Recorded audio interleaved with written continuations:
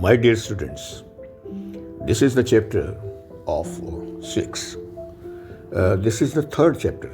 ये आपका third chapter है और मैं आपको बता दूं कि आपके जो 9th और 10th में नवा सिलेबस है 6 का, उसमें डेमोक्रेसी के ही सभी चैप्टर हैं. All the parts are just related with democracy. And this is the chapter that we have started in our class is competition and confrontation.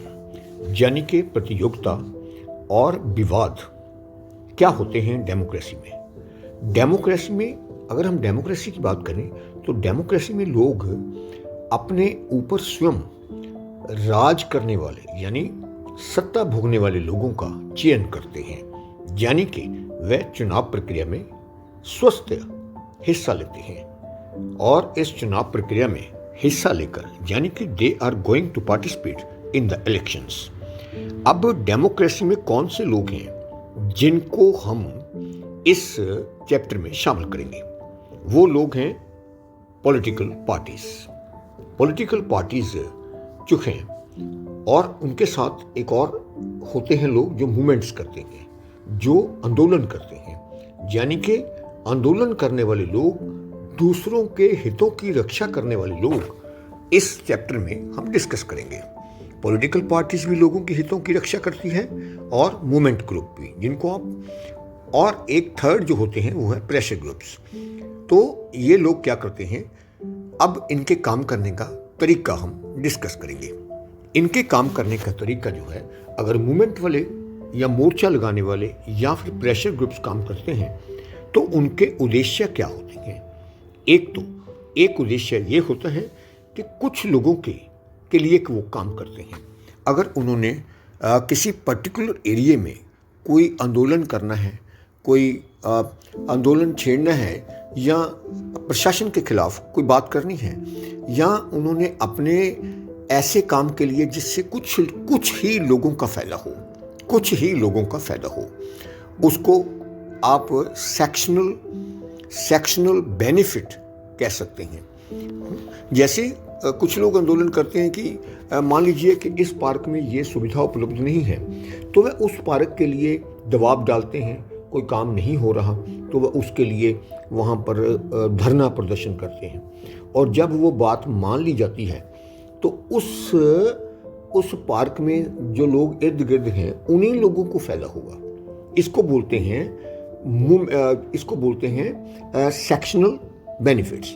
एक होता है पब्लिक बेनिफिट्स कि सभी लोगों को उसका फायदा हो. यानी कि मान लीजिए एक सड़क जो है वो टूटी हुई है और उस सड़क के लिए प्रशासन पर दबाव डालने के लिए जो पॉलिटिकल पार्टीज होती हैं या फिर प्रेशर ग्रुप्स होते हैं या फिर मूवमेंट ग्रुप्स होते हैं, वो उसके लिए धरना प्रदर्शन करते हैं.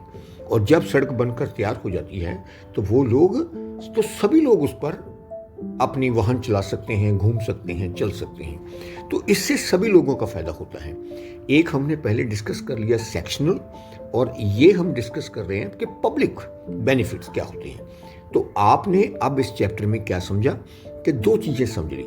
एक तो जो कौन से लोग होते हैं डेमोक्रेसी में, right. Number 1 political parties, number 2 movement groups, number 3 pressure groups. और ये करते क्या हैं, ये लोगों के हितों के लिए कार्य करते हैं और चुनाव प्रक्रिया में हिस्सा लेते हैं या फिर सरकार पर या फिर प्रशासन पर दबाव डालते हैं. और काम किन लोगों के लिए करते हैं?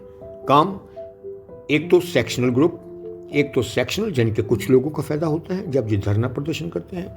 दूसरा एक होता है पब्लिक को इसका फायदा होता है. अब हम डिस्कस करेंगे कि हमारे देश में जो हम पॉलिटिकल पार्टीज की बात कर रहे हैं ये कितनी तरह की होती है. मैं आपको बता दूं कि political parties are of 2 kinds. एक होती हैं स्टेट लेवल पर काम करने वाली पॉलिटिकल पार्टीज, जैसे हमारे पंजाब में श्रोमणी अकाली दल है, राइट.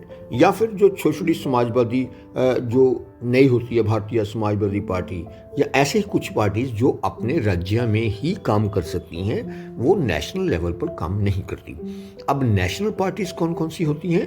नेशनल पार्टी जैसे कांग्रेस, इंडियन नेशनल कांग्रेस, और भारतीय जनता पार्टी, बहुजन समाज पार्टी और कम्युनिस्ट पार्टी ऑफ इंडिया, और समाजवादी पार्टी। ऐसे कुछ और भी पार्टीज़ हैं जो नेशनल लेवल पर काम करती हैं। तो आज आपने जो सीखा है, मुझे उम्मीद है आप इसको ज़रूर पढ़ेंगे। Thank you.